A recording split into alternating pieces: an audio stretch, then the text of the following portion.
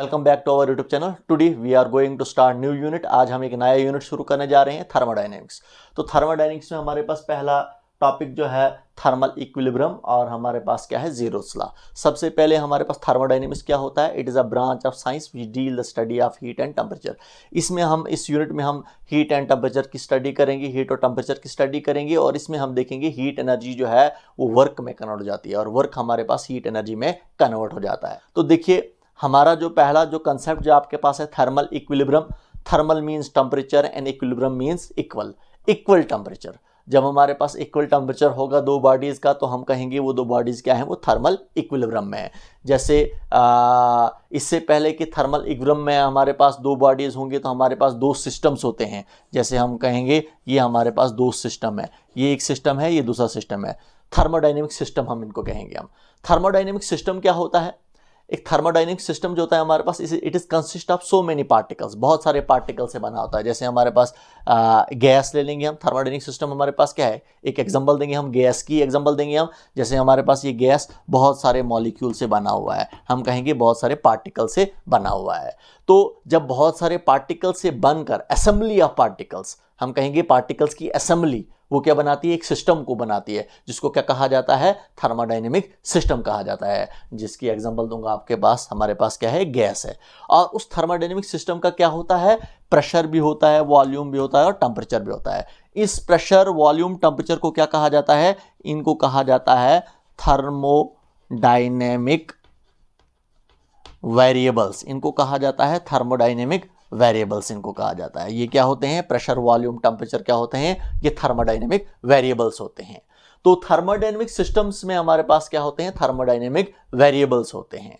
तो इसी को कहा जाता है थर्मोडायनेमिक सिस्टम। जैसे हमारे पास यहां पर एक सिस्टम है, सिस्टम ए और सिस्टम बी, ये आपस में क्या है, ये कंटैक्ट हैं आपस में, both are in contact with each other. ये आपस में क्या है, कंटैक्ट में, आपस में कंटैक्ट में है और एक वॉल्स के साथ ये कंटैक्ट में है।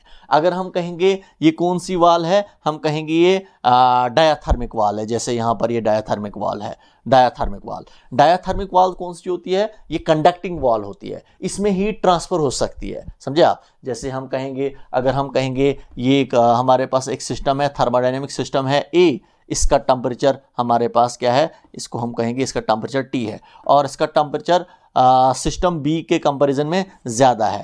Temperature of thermodynamic system B, ये हमारे पास क्या है, temperature of thermodynamic system A is greater than the temperature of thermodynamic system B.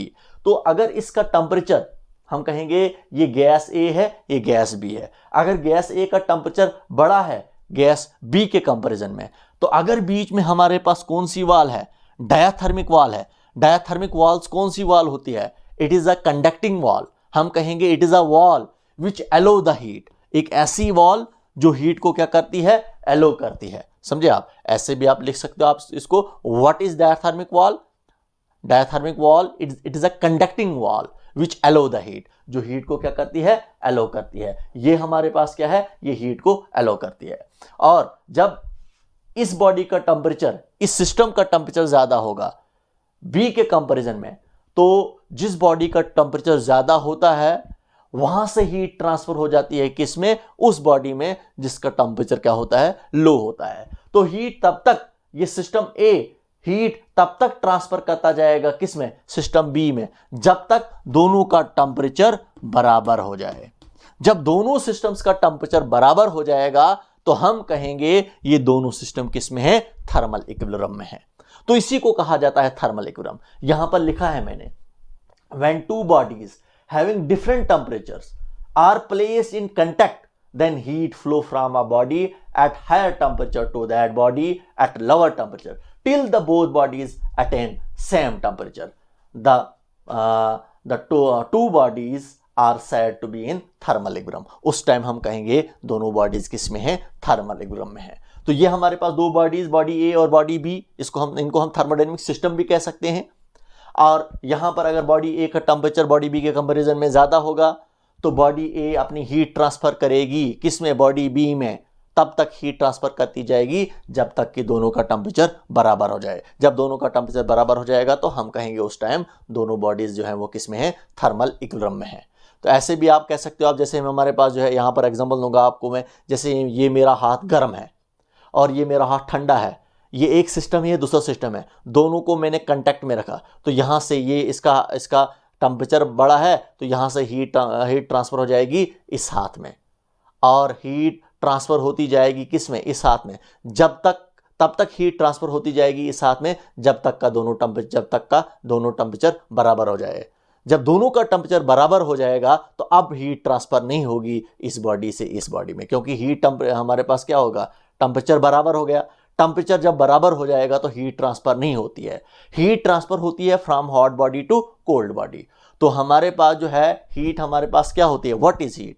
It is a form of energy which always transfer from hot body to cold body. तो इसीलिए हमारे पास a body का temperature ज़्यादा था B के comparison में, तो हीट ट्रांसफर होती गई from body A to body B, तब तक जब तक का दोनों टेम्परेचर बराबर हो गया। जब दोनों का टेम्परेचर बराबर हो गया तो अब हम कहेंगे इन दोनों बॉडीज क्या हैं, ये थर्मल इक्विलिब्रियम में है। अब दूसरी कंडीशन, ये आपके पास क्या है, ये दो सिस्टम वाला हमारे पास है। अगर दो सिस्टम होंगे तो ये दो सिस्टम कैसे थर्मल इक्विलिब्रियम में आ जाएंगे? अगर आपके पास एक ही सिस्टम होगा, जैसे हमारे पास यहां पर मैं कहूंगा आपके पास एक ही सिस्टम है, क्या एक ही सिस्टम थर्मल इक्विलिब्रियम में हो सकता है? क्या हमारे पास एक ही सिस्टम है, जैसे हमारे पास ये एक ही गैस है, गैस ए है, इसको बाहर से हमने एडियाबैटिक वॉल्स में रखा, एडियाबैटिक वॉल्स है हमारे पास, जैसे यहां पर लिखा है मैंने एडियाबैटिक वॉल्स कौन सी वॉल होती है, which can't aloe the heat, ना ये हीट को अलो ही नहीं करती है। इस वॉल्स के थ्रू ना हीट इंटर होती है, ना हीट हमारे पास ट्रांसफर होती है, ना बाहर निकलेगी हीट, ना इंटर होगी हीट। तो ये कौन सी वॉल है, ये हमारे पास एडियाबैटिक वॉल है। एडियाबैटिक वॉल को इंसुलेटिंग वॉल भी कहा जाता है, एडियाबैटिक वॉल को, जो यहां पर लिखा है मैंने, a wall which don't allow the heat, जो हीट को अलो नहीं करती है। और हम कहेंगे ये आपके पास सिस्टम है, हम कहेंगे ये गैस है और इसको हमने एक कंटेनर में रखा है, और ये कंटेनर, इस कंटेनर की वॉल्स कौन सी हैं, एडियाबैटिक वॉल है। इसका मतलब इस गैस का जो प्रेशर होगा, जो वॉल्यूम होगा, जो टेम्परेचर होगा, जो मास होगा, या हम कहेंगे एन होता है नंबर ऑफ मोल्स जो होंगे इस गैस मॉलिक्यूल्स, इस गैस में जो नंबर ऑफ मोल्स होंगे, या इस गैस का मास जो होगा, या टेम्परेचर होगा, या वॉल्यूम होगा जो इस गैस का, या प्रेशर होगा इस गैस का, वो सब के सब क्या रहेंगे, कांस्टेंट रहेंगे, वो चेंज नहीं होंगे। क्यों? क्योंकि ये गैस ना तो हीट को ट्रांसफर कर रही है, ना तो हीट को ये सराउंडिंग में ट्रांसफर कर रही है, सराउंडिंग में, ये सराउंडिंग है, समझे आप, ना सराउंडिंग से हीट आ रही है, किस में, इस गैस में, इस वॉल के थ्रू। क्यों? ये वॉल हीट को ना इंटर होने देती है, ना बाहर जाने देती है हीट को। जब ना बाहर जाने देगी, ना इंटर होने देगी, इसका मतलब हमारे पास इस गैस का, जिस गैस का नाम हमने ए रखा है, इसका प्रेशर भी, pressure, volume, temperature, mass, number of mole जो क्या रहेंगे, वो कांस्टेंट रहेंगे, वो चेंज नहीं होंगे। जब pressure, volume, temperature, mass, number of molecules change नहीं होते हैं तो हम क्या बोलते हैं, ये हमारे पास गैस क्या है, ये थर्मल इक्विलिब्रियम में है। ये हमारे पास गैस क्या है, ये थर्मल इक्विलिब्रियम में है। ये सिस्टम क्या है, ये थर्मल इक्विलिब्रियम में है। इसका मतलब हम एक सिस्टम को भी कह सकते हैं, ये एक सिस्टम भी हमारे पास थर्मल इक्विलिब्रियम में हो सकता है, अगर उसका pressure, volume, temperature, mass change नहीं होता है तो हम कहेंगे वो भी हमारे पास क्या है, थर्मल इक्विलिब्रियम में है। तो ये हमारे पास होता है थर्मल इक्विलिब्रियम क्या होता है, यहीं से निकलता है हमारा ज़ीरोथ लॉ। ज़ीरोथ लॉ हमें क्या कहता है, ज़ीरोथ लॉ भी हमारे पास थर्मल इक्विलिब्रियम पर ही बेस्ड है। तो देखिए, according to this law, when two thermodynamic systems A and B are separately in thermal equilibrium with third system C, then system A and B are also in thermal equilibrium with each other. ये क्या कह रहा है, अगर system A system C के साथ और system B भी सिस्टम C के साथ थर्मल इक्विलिब्रियम में है तो A और B भी आपस में क्या होंगे, थर्मल इक्विलिब्रियम में होंगे। ये हमारे पास क्या है, ये ज़ीरोथ लॉ कहता है। ज़ीरोथ लॉ कहता है if A and B are in separately in thermal equilibrium with system C, then system A and B are also in thermal equilibrium. ये इनडायरेक्टली कह रहा है, डायरेक्टली ए और बी थर्मल इक्विलिब्रियम में नहीं है। क्यों? क्योंकि ए और बी के बीच में ये वॉल है, कौन सी है? एडियाबैटिक वॉल है। ये एडियाबैटिक वॉल हीट को अलो नहीं करती है, हीट हमारे पास ए से बी में जाए, डायरेक्टली ए से बी में जाए, ये अलो नहीं करती है, ये एडियाबैटिक वॉल है। और ये ए और बी को सी के साथ जो वॉल कनेक्ट करती है, ये वाली वॉल, ये कौन सी है? ये डायाथर्मिक वॉल है, ये अलो करती है हीट को। इसका मतलब ए से सी हीट जा सकती है, सी से ए हीट जा सकती है, बी से सी हीट जा सकती है, सी से बी हीट जा सकती है, लेकिन ए से बी हीट नहीं जा सकती है, या बी से ए हीट नहीं आ सकती है, क्योंकि ए और बी के बीच में जो वॉल है, ये एडियाबैटिक वॉल है, ये हीट को अलो नहीं करती है। लेकिन ये जो वॉल है जो ए और बी को सी के साथ सेपरेट करती है, ये डायाथर्मिक वॉल है, इसके थ्रू हीट पास ऑन हो सकती है। ये आपके पास कौन सी होती है? ये कंडक्टिंग वॉल होती है। डायाथर्मिक वॉल को हम कंडक्टिंग वॉल भी कह सकते हैं, एडियाबैटिक वॉल को हम इंसुलेटिंग वॉल भी कहते हैं। तो यहां पर देखिए हमारे पास जो है, इधर थोड़ा सा हम आपको समझाएंगे किस तरीके से क्या होता है। यहां पर थोड़ा सा आपको बोलूंगा मैं कैसे हमारे पास सिस्टम ए और बी भी आपस में इनडायरेक्टली थर्मल इक्विलिब्रियम में आ जाते हैं। जो हमारे पास सिस्टम ए, पहले सिस्टम ए सी के साथ थर्मल इक्विलिब्रियम में आ जाता है, फिर सिस्टम बी भी सी के साथ थर्मल इक्विलिब्रियम में आ जाता है, तो फिर हमारे पास ए और बी भी आपस में थर्मल इक्विलिब्रियम में होंगे। जैसे आपको एग्जांपल दूंगा आपको मैं, अगर हमारे पास ए का टेम्परेचर बड़ा है, it is at system A it is at high temperature और system C it is at low temperature. अगर हमारे पास ए का टेम्परेचर हाई है, सी का टेम्परेचर लो है, तो ए से हीट ट्रांसफर हो सकती है किसमें? सी में। तो ए एक सिस्टम है, ए हमारे पास एक गैस है, यहां से हीट ट्रांसफर हो जाएगी किसमें? सी में। तब तक हीट ट्रांसफर होती जाएगी जब तक ना दोनों का टेम्परेचर, ए और सी सिस्टम का टेम्परेचर बराबर हो जाए। तो ए और सी का टेम्परेचर जब बराबर हो जाएगा तो फिर हमारे पास क्या हो जाएगा? अब देखिए सी और बी का टेम्परेचर, अब सी का टेम्परेचर हाई है और बी का टेम्परेचर लो है। अब हीट ट्रांसफर हो जाएगी हमारे पास सी से किसमें? बी में। तब तक हीट ट्रांसफर होती जाएगी जब तक ना सिस्टम बी का टेम्परेचर और सिस्टम सी का टेम्परेचर बराबर हो जाए। तो फिर हमारे पास हीट ट्रांसफर हो जाएगी सी से बी में, तब तक हीट ट्रांसफर होती जाएगी सी से बी में जब तक ना इन दोनों का टेम्परेचर बराबर हो जाए। जब इसका टेम्परेचर जब हमारे पास सी सिस्टम का टेम्परेचर बी सिस्टम्स के इक्वल हो जाए, तो इसका मतलब सी और बी भी किस में आ जाएंगे? थर्मल इक्विलिब्रियम में आ जाएंगे। इसका मतलब बी और सी भी किस में आ गए? अब थर्मल इक्विलिब्रियम में आ गए हमारे पास, इक्विलिब्रियम में आ गए हमारे पास। कौन से? सिस्टम बी और सी भी थर्मल इक्विलिब्रियम में आ गए, और हमारे पास जो है सिस्टम ए और सी भी किस में आ गया? थर्मल इक्विलिब्रियम में आ गया। तो यहां पर देखिए ए और सी का टेम्परेचर भी बराबर हो गया, सी और बी का टेम्परेचर भी बराबर हो गया।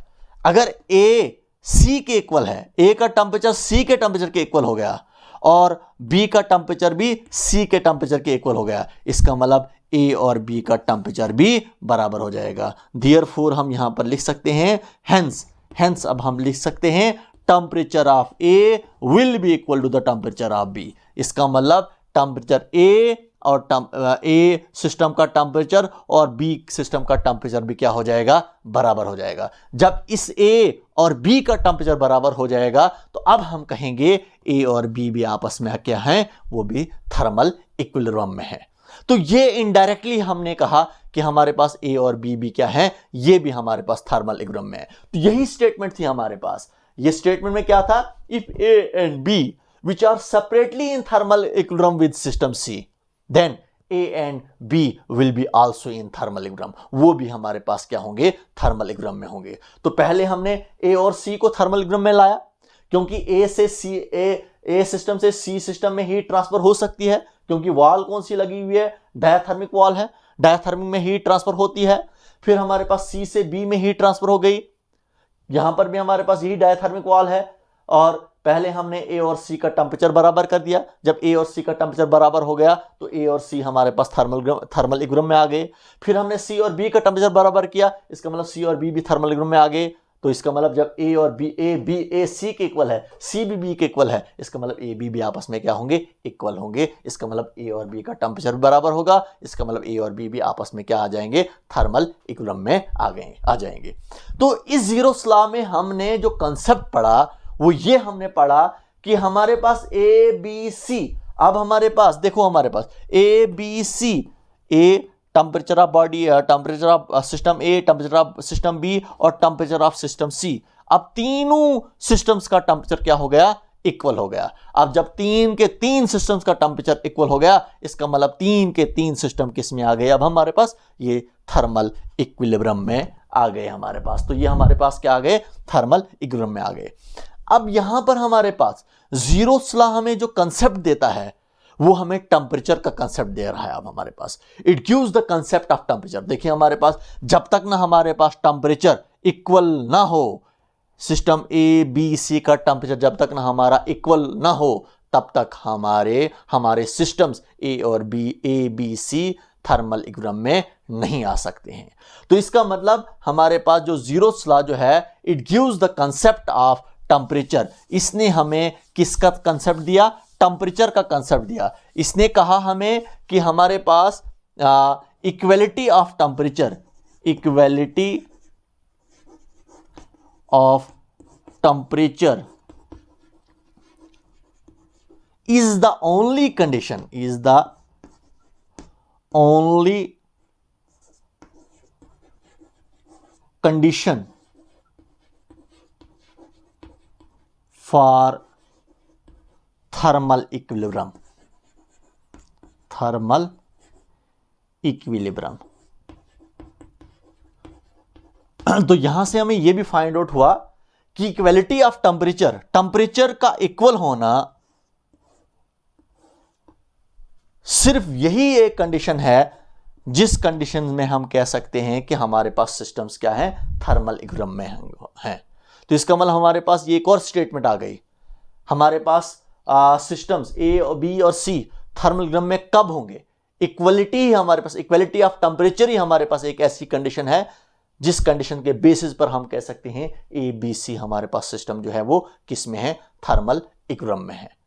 तो यही लिखा मैंने, equality of temperature is the only condition for thermal equilibrium. Thermal equilibrium के लिए हमारे पास ये कंडीशन बहुत ही इंपॉर्टेंट और बेसिक कंडीशन है। अगर हमारे पास टेम्परेचर बराबर नहीं होंगे तो हम नहीं कह सकते हैं कि हमारे पास सिस्टम जो है वो क्या है, वो थर्मल इक्विलिब्रियम में है।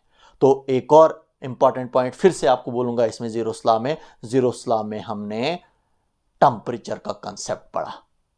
यहां से हमें यह कंसेप्ट मिला कि टेम्परेचर अगर इक्वल होगा तो तभी जाकर हमारे पास सिस्टम जो है वो थर्मल इक्विलिब्रियम में हो सकते हैं। अगर हमारे पास दो या दो से ज्यादा सिस्टम्स होंगे। क्लियर हो आपको? तो ये हमारे पास था thermal equilibrium and zeroth law. Okay, good bye.